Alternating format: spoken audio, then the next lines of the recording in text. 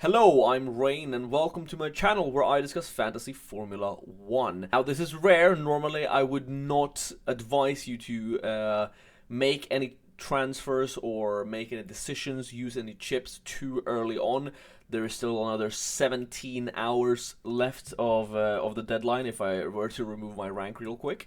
But for me, this weekend, it was pretty cut and dry. I only really had one option, and that was to use the Limitless the way my team was set up, because there's no way for me to get to Max Verstappen without completely debilitating my team and taking too many hits. I've also already used my wild card this season, so that was not on the cards. If you want to know why I've used my Limitless here in Miami and not saved it, apart from not being able to afford Max Verstappen, why I'm not saving it for a later race, a later sprint race, then I have an entire video about that I posted before China, which baited some of you into thinking I was going to use my Limitless in China. It was definitely on the cards, but I did not end up doing it.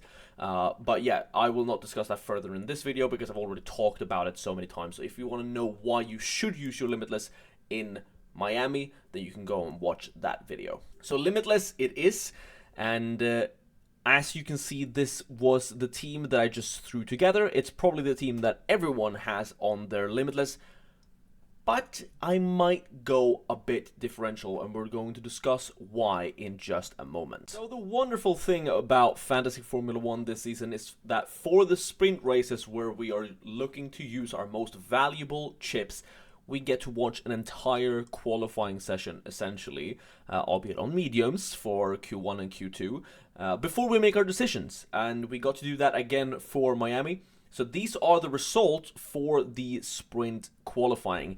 Now let me just move my stuff over to the side, make myself a bit smaller so you can see it. These were the result, and at first glance, it doesn't look too crazy. You have Max Verstappen, P1, then you have Charles Leclerc, then you have Checo Perez. What else is new? Isn't that what we've been seeing at every qualifying so far this season? Well, Daniel Ricciardo in fourth is amazing, and if he continues to like that, he's definitely going to keep his seat. But the McLaren of Piastri and Norris obviously ended up P5 and P9, which isn't that good, but crucially, they were much faster in Q2 when they were on mediums. This Q3, the sprint qualifying 3, I don't think gives us a clear story about what is actually happening here, because half of the people who made Q3 did not improve their time going from mediums to the soft.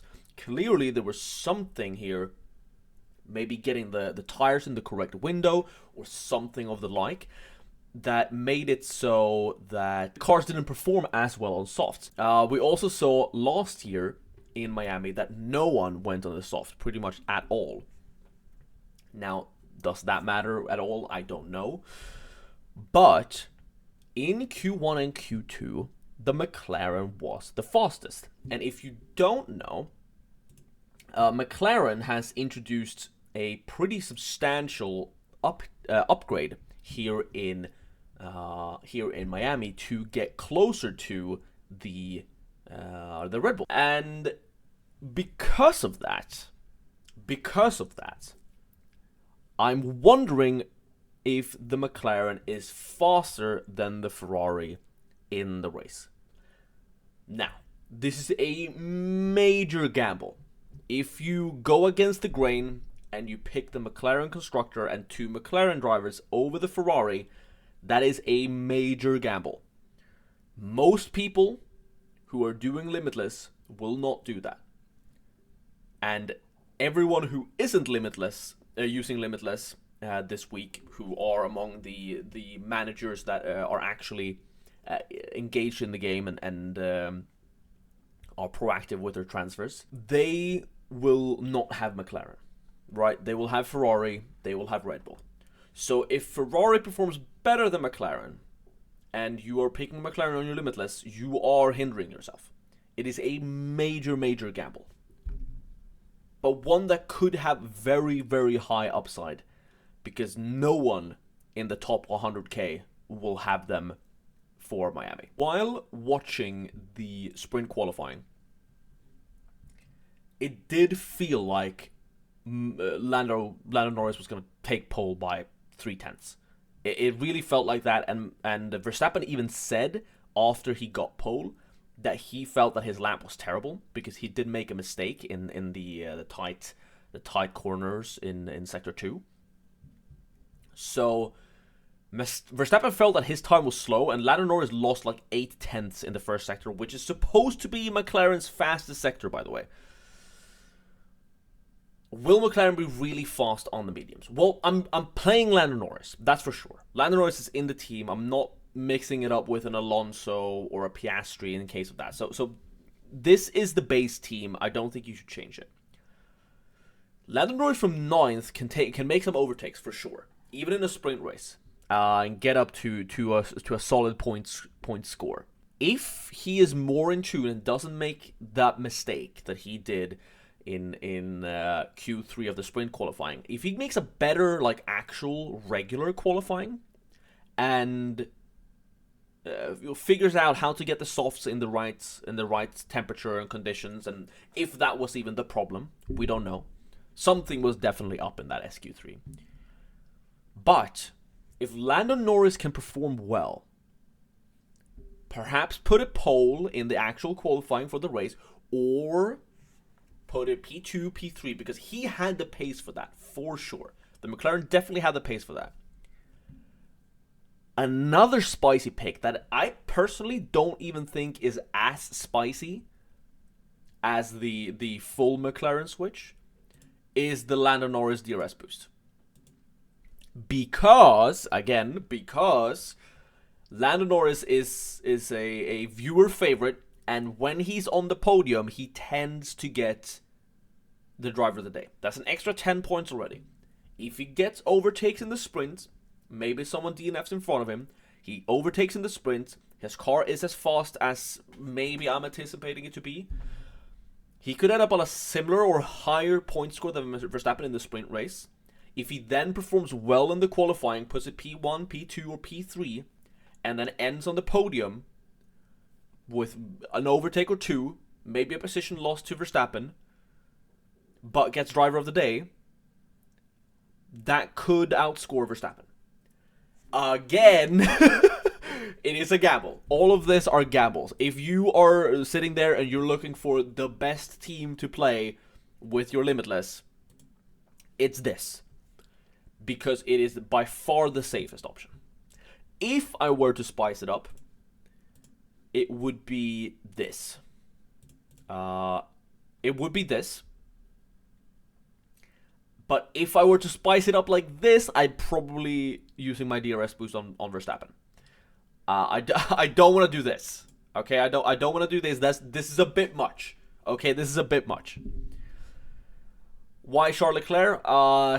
Even though the spin, he looked better than Carlos, and he's starting P2 in the sprint. That's points. So, but Carlos Sainz and Charles Leclerc are so even that it could be any of them. I don't think I'm doing this. I think I'm going safe, but at this point, I'm not sure. Again, I'm sitting with a decision. Do I go spicy? Do I not go spicy? I feel like this is more fun, right? This is more fun because no one is sitting on a team like this. I'm saying no one. No one in terms of like a percentage-wise, right? A few people are going to have a team like this. But I just have a sneaky suspicion that the McLaren is actually way faster than that SQ3 showed. And once they get on mediums, once they get on race pace, they will be hard to overtake. They will be very, very fast in that first sector, with those fast corners. Can they do overtakes on the straights? I don't know. It's just a big unknown to go heavy on the McLaren side. Let me know what you are doing if you are using your Limitless.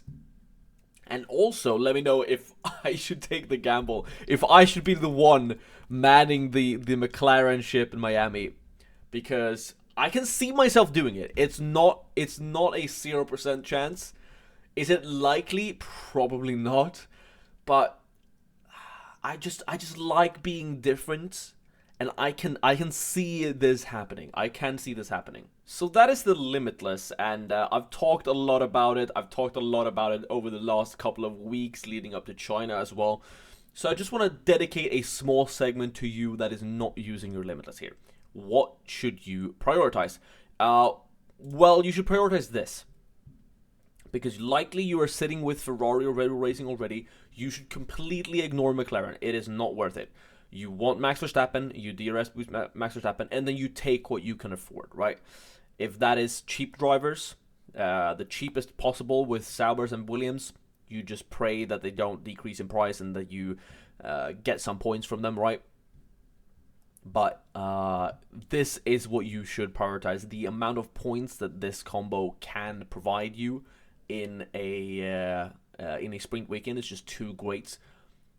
So if you're sitting on one of those budget building teams that we've seen a lot of, let's say Checo Perez, right? And then the Lance Strolls, the Kevin Magnusens, the Nico Hülkenbergs, the Yuki Tsunodas.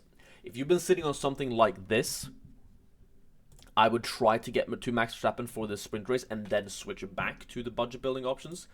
Now, if you're in a position to afford even something like this, I mean, you're in a great spot. Fantastic spot, especially with both the Haas's in there. If you were to have to do a -10, if you don't have 3 free transfers, maybe you used your Limitless in China, maybe you can't afford Max Verstappen with this. Doing this is also, it's worth a -10. If it's ever a time to use a -10 on a transfer, it is in before a sprint race to get Max Verstappen in. So I would consider even doing something like this. Now, if you had the money, I would definitely choose Kevin Magnussen over Yuki Tsunoda. So prioritize this, I guess. But the main thing you need for this race is this. And I don't think there's any other transfer that makes sense. Now, after Miami, it's all up in the air. You could go with a Max Verstappen, Red Bull Racing, Ferrari team and stick with it with the cheap options and just hope they take along. Or you can do what many of us, I think, will be doing, which is switching back to one of the budget building options, going for the Checos, the Leclercs, the Sainzes, and maybe even downgrading Ferrari to something like a Haas, if you're looking for the real budget building. So something like this for the future would definitely be viable. When it's just one race, the points difference between a Sergio Perez and a Max Verstappen is not that great. The Max Verstappen is essential. So for budget building reasons, by the way, I still think Max Verstappen is the best option, but for points. But it's a balance. You want to build some budget so you can afford Max Verstappen and other good options in the future. But for a sprint race for Miami, it is this that you should be aiming towards. Why Ferrari over McLaren? Well, McLaren is an unknown. It is a gamble. And even if it turns out that the McLaren are way better than the Ferrari, they're still 3 million more expensive. So can you even afford that with this combo? And also, Ferrari are bringing upgrades for Imola.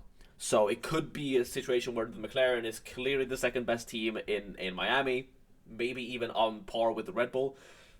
And then Imola rolls around and suddenly Ferrari's back up there and you regret that you sold your Ferrari assets. So that is for you that's not on the Limitless. I hope that was helpful. If it was not, if you have more questions, you can leave them in the comments. I will be responding to a lot of comments leading up to the race, to the sprint tomorrow.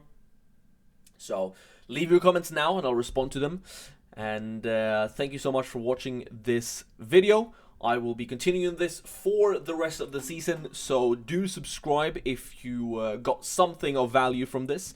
I would greatly appreciate it. I'm approaching 500, which is pretty cool. So yeah, consider subscribing. See you later.